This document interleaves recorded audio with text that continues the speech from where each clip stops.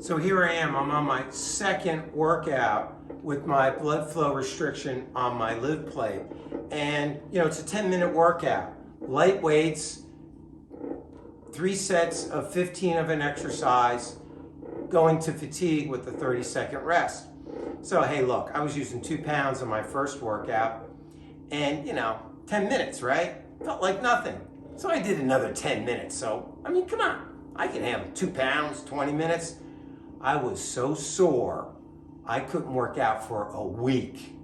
Oh man, talk about a workout. This gives you a workout. So now I'm back on the plate after, really I took a week off, so it's 10 days.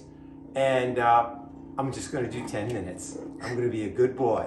So 10 minutes back on the plate, 3 sets of 15, and then take a 30-second rest, building up to fatigue. So this is the appropriate way to use blood flow restriction. And remember, follow the instructions with any exercise and just don't do it because you think it's a good idea.